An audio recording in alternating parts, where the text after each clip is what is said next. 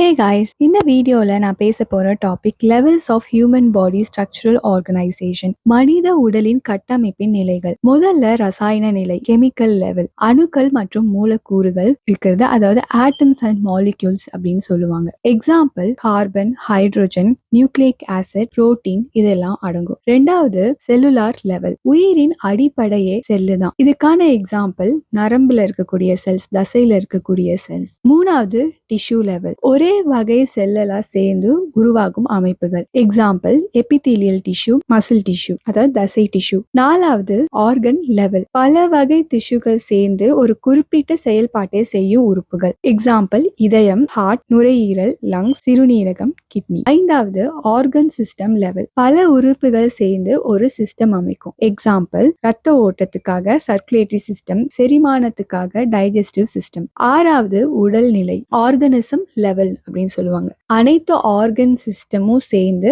மனித உடலை உருவாக்கும். நன்றி. நெக்ஸ்ட் வீடியோல பார்க்கலாம். சேனலை சப்ஸ்கிரைப் பண்ணிக்கோங்க.